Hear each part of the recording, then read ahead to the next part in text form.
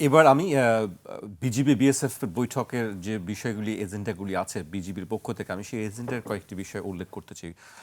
আহ, সীমান্তের ১৫০ গজের মধ্যে বিএসএফ এর যে কোনো ধরনের স্থাপনা নির্মাণ বন্ধ রাখার একটি দাবি আছে। বাংলাদেশের আকাশসীমায় ভারতীয় ড্রোন ও হেলিকপ্টারের অনুপ্রবেশ রোধ করা, সীমান্তবর্তী এলাকায় পরিবেশগত বিপর্যয় রোধে ত্রিপুরার শিল্প বর্জ্য পরিশোধনের জন্য ইটিপি স্থাপনের খরচ ভারতীয় কর্তৃপক্ষকে বহনের প্রস্তাব। ভারতের সোশ্যাল মিডিয়ায় বাংলাদেশের সীমান্ত নিয়ে অপপ্রচার ও বিভ্রান্তিকর তথ্য ছড়ানো বন্ধের জন্য ভারতীয় তথ্য ও সম্প্রচার মন্ত্রণালয়ের হস্তক্ষেপ কামনা। পাটগ্রাম দহগ্রাম আঙ্গরপোতা অপটিক্যাল ফাইবার স্থাপনের জন্য ৩ বিঘা করিডোর ব্যবহারের বিষয়টি, মোটামুটি এই বিষয়গুলো নিয়ে আসলে আলোচনা। আপনার কাছে কি মনে হয় এই? আমি তো আপনার, হ্যাঁ বলেন। জি, আপনার এই কথার মধ্যে থেকে আমি দুইটা তথ্য জানতে পারলাম যেটা আমি আগে জানতাম না। আপনার এই কথার এই ইয়েতে বিজিবি যেগুলো করতে যাচ্ছে তার মধ্যে যেটা জানতাম না সেটা হচ্ছে যে আমাদের সীমান্তের আকাশ সীমা যে ওদের ড্রোন এবং ওদের হেলিকপ্টার যে ধরেন অন্তত নিয়মিতভাবে না হলেও অনেকবার, যেটা মনে হচ্ছে একবার বা দুইবারের কথা নয়, বারবার যে লঙ্ঘন করছে এইটা নিয়ে কিন্তু আমি কোনো রিপোর্টিং তেমন দেখেছি বলে আমার মনে পড়ছে না। সুতরাং এটা কিন্তু আমার কাছে একটা নতুন। আমরা কিছু ড্রোন পড়তে দেখেছি সীমান্ত এলাকায়, এরকম ড্রোন বেশ কিছু পড়তে খবর দেখেছেন, যে কিন্তু পড়ে আছে, সেই পড়ে নিয়ে মানুষ উল্লাস করছে আর কি, এরকম ঘটনা। হ্যাঁ, তো তাহলে এই ড্রোন তার মানে এই কোন ধরনের ড্রোন, তারা কোন ধরনের ইনফরমেশন নিতে চাচ্ছে, কোন ধরনের তথ্য চাচ্ছে, কোন সময় তারা এটা ব্যবহার করে, তাদের এটার লক্ষ্য কি, উদ্দেশ্য কি, সেটার পরিবর্তে আমাদের কাউন্টার মেজার কি কি আছে, আমরা আমাদের ড্রোন ইয়ে করছি কিনা। আমরা জানি যে ওখানে 400টা ফেন্সিডিল ফ্যাক্টরি, মানে বলা হয় যে 400 থেকে 500-র মধ্যে ফেন্সিডিল ফ্যাক্টরি আছে। এখন আমাদেরও কি এগুলো দেখা উচিত না? আমাদের কি এগুলো ফুটেজ নেওয়া উচিত না? আমরা কি আমাদের আকাশসীমার মধ্যে থেকে সীমান্তকে দেখতে পাচ্ছি কি না, এগুলো আমি জানি না। সুতরাং বিজিবির এই বিষয়টা আমি জানতাম না। আর হেলিকপ্টার যদি আপনার আকাশসীমা লঙ্ঘন করে বারবার, এবং আপনি যদি সেটার আপনি যদি ইয়ে না করেন, আপনি যদি প্রতিবাদ না করেন এবং প্রতিরোধ না করেন, তাহলে আমি বলবো যে আমার মনে পড়ছে যে আপনার আজকে থেকে 4-5 বছর আগে বোধহয়, বা 3-4 বছর আগে শেখ হাসিনার সময় ওই আরাকান আর্মি বা মিয়ানমার আর্মি, সেই সময় আপনারা আমাদের 25 বার আমাদের আকাশসীমা লঙ্ঘন করেছিল। এবং সেই সময় শেখ হাসিনা আমাদেরকে একবারও কিন্তু আমাদের আকাশসীমা সার্বভৌমত্ব, আকাশের যে সার্বভৌমত্ব, সেই সার্বভৌমত্ব রক্ষার জন্য কিচ্ছু করেননি।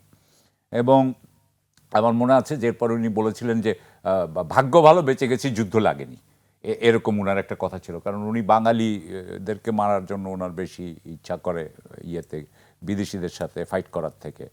সো এখন কথা হচ্ছে যে ওইখানে যেরকম হয়েছে, তাহলে বাংলাদেশ নতুন এখন সরকার এসেছে, নতুন বিপ্লব হয়েছে, নতুন সরকার এসেছে, তারা আমাদের সার্বভৌমত্ব কতটুকু দেখবে এবং কি করছে সেটা নিয়ে মানে আমার কাছে খুব বড় ব্যাপার। দ্বিতীয় কথা হচ্ছে যেটা আমার কাছে নতুন, সেটা হচ্ছে যে এই যে বর্জ্য ইটিপি, অর্থাৎ তার মানে ত্রিপুরার ওখানে তারা শিল্প প্রক্রিয়াজাতকরণের সময় যে বর্জ্য ইয়ে হয়, আপনার উৎপাদিত হয়, সেই বর্জ্য পানি দিয়ে চলে আসছে এবং এই পানিটা আসছে বাংলাদেশে, কারণ আমরা আপনার ভাটিতে। সুতরাং আমাদের এখানে আসছে। এখন এই জন্য বিজিবি বলছে যে তোমরা, আমি এভাবে ধরে নিচ্ছি, যা তোমরা ইটিপি ওখানে স্থাপন করো, যাতে আমার তোমাকেই দিতে হবে, তোমরা দিবা, যাতে আমাদের এখানে এই মানে আপনার কন্টামিনেটেড এই পানি, এই মানে দূষিত পানিটা না আসে। তার মানে এতদিন ধরে কিন্তু দূষিত পানি আসছে, এবং এই দূষিত পানি আমরাই কিন্তু এই দূষিত পানি ব্যবহার করছি, এবং আমরা এটার কিন্তু ফল ভোগ করছি। সুতরাং আমার কাছে এটাও আরেকটা নতুন খবর ছিল। এই খবরটা আমাদের আগেও গণমাধ্যম যদি আমাদেরকে দিতেন তাহলে ভালো হতো প্রথম দিকে। আমি আপনার কাছে আবারও আসবো। আমি এই পর্যায়ে রুবেল ভাইয়ের কাছে আসতে চাই। রুবেল ভাই, এই যে আলোচনার যে এজেন্ডাগুলো, আপনার কাছে কি মনে হয় এইগুলোর কূটনৈতিক সমাধান আসলে কিভাবে সম্ভব? ডিজি পর্যায়ে আলোচনার মাধ্যমে কি এগুলো কমানো সম্ভব, নাকি আসলে দুই পর্যায়ে রাখলে কেন্দ্রীয় পর্যায়ে আলোচনার প্রয়োজন? আসলে এটা রাজনৈতিক এবং কূটনৈতিক ভাবেই হচ্ছে সমস্যার সমাধান করতে হবে। এটা শুধু বিএসএফ বা বিজিবির প্রধান বা কর্তাদের আলোচনার মধ্যে দিয়ে কোনোদিনই সম্ভব না, সমাধান করা সম্ভব না আর কি। তবে এটা আমাদের হচ্ছে একটু আমার কাছে মনে হচ্ছে যে এই অ্যাপ্রোচটা হচ্ছে একটু নতুনত্ব রয়েছে, এবং এর মধ্যে এক ধরনের নতুন মানে রয়েছে, সাহসিকতাও রয়েছে, পেশাদারিত্ব রয়েছে। আমরা সাধারণত এরকম ব্যাপারগুলো দেখি না। অনেক সময় দেখা গেছে যে সব কিছুতে এক ধরনের ডিফেন্সিভ রোল আমরা অতীতে প্লে করতাম আর কি।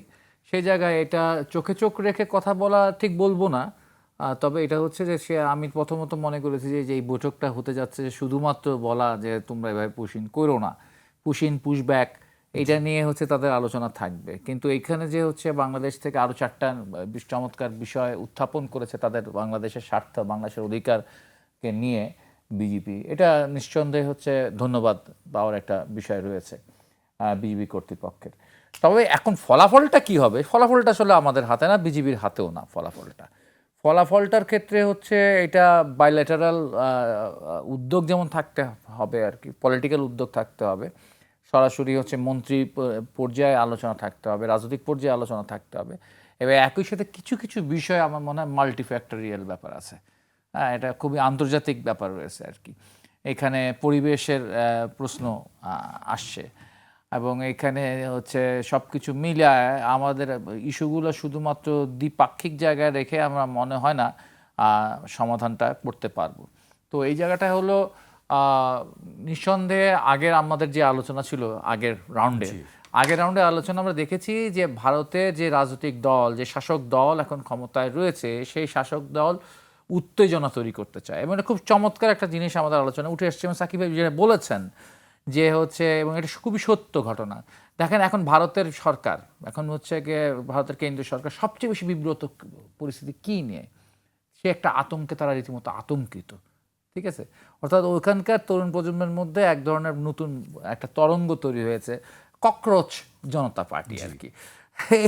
ককরোচ জনতা পার্টি নিয়ে দেখা গেল যে বিজেপি বলতো যে আমরা সবচেয়ে বড় পার্টি, আমাদের সবচেয়ে বেশি ফলোয়ার্স, হ্যাঁ পৃথিবীর মধ্যে সবচেয়ে বেশি ফলোয়ার্স হচ্ছে বিজেপিতে, কোন রাজনৈতিক দল হিসাব করলে। হ্যাঁ, ককরোচ জনতা পার্টি কয়েকদিনের মধ্যে তার ফেসবুকে ফলোয়ার বা টুইটারের ফলোয়ার পার হয়ে গেছে বিজেপিকে নিয়ে, এখন বিজেপি ভয় কাঁপতেছে আর কি।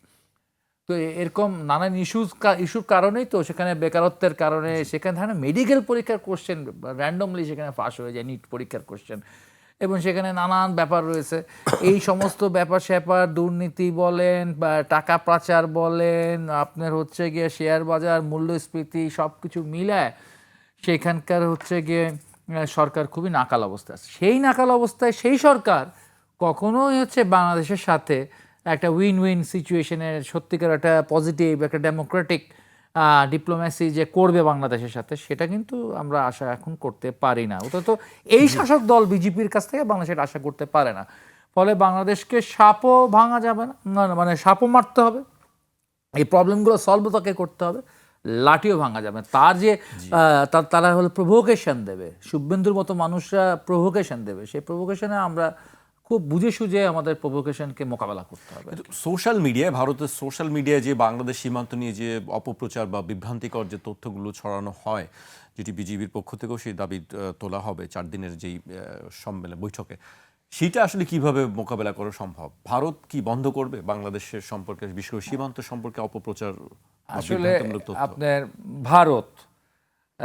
ভারত বলতে আমি ভারতের বর্তমান শাসক দলকেই বুঝতেছি, ঠিক আছে? তারই একটা ক্যারেক্টার একরকম আর কি। সেই ক্যারেক্টারের সেই দল যারা হচ্ছে বলে যে তাদের মানুষদেরকে এখন হোয়াটসঅ্যাপ ইউনিভার্সিটিতে লেখাপড়া করায় আর কি, তারা রাজনীতিকে, দেশের ইতিহাসটাকে সব কিছু তারা বদল করে দেওয়ার চেষ্টা করতেছে আর কি, হোয়াটসঅ্যাপের মাধ্যমে আর কি। মানুষকে যা ইচ্ছা তাই বোঝানোর চেষ্টা করতেছে, এবং হচ্ছে অনেক ক্ষেত্রে, কতক ক্ষেত্রে তারা ব্যাপক ব্যাপক সফলতা অর্জন করতেছে আর কি। ফলে এই সোশ্যাল মিডিয়াতে বিজেপি, আরএসএস এরা যেই রকম হচ্ছে গ্রিপ তাদের দেশে তৈরি করছেন, এবং তাদের দেশের যে মূলধারার মিডিয়াগুলো ছিল সেগুলাও দেখা গেছে তাদের সেই ধনাঢ্য সেই আদানি আম্বানি এদেরকে দিয়ে এমন এক সিচুয়েশন তৈরি করে ফেলছে, মূলধারার মিডিয়াও মোটামুটি গদি মিডিয়া হয়ে গেছে। ফলে মূলধারার মিডিয়া এবং সোশ্যাল মিডিয়া দুটোই এখন হচ্ছে আসলে সত্য থেকে, বাস্তবতার থেকে, এবং সাংবাদিকতার যে মূল একটা মহান স্রোত ছিল, এবং ভারতের যে একটা ঐতিহ্য ছিল সাংবাদিকতা নিয়ে, যা বলা হতো যে জার্নালিজমকে তাদের দেশে 5ম স্তম্ভ বলা হতো তাদের গণতন্ত্রের, ওই স্তম্ভ অলরেডি ভেঙে গেছে। তাদের গণতন্ত্রের 5ম স্তম্ভ ভেঙে তারা ছুঁড়ে ফেলছে এই বিজেপি গত 1.5 দশকে। এখন এই পরিস্থিতিতে তাদের সোশ্যাল মিডিয়ার কাছ থেকে আপনি হচ্ছে সুন্দর গণতান্ত্রিক সুবোধ আচরণ আশা করবেন, সেটার কোনো সুযোগ নাই আর কি। ফলে সেই সোশ্যাল মিডিয়াকে আমাদের দেশের ছেলে মেয়েদেরকে আমাদেরকে হচ্ছে মোকাবেলা করতে হবে, এবং অনেক ক্ষেত্রে ইগনোর করতে হবে তাদের। কোথায় কে চিল্লাচিল্লি করছে, কোথায় কোন পশু ডাকাডাকি করছে, ওটার সব কথার উত্তর আমাদের দরকার নাই দেওয়া।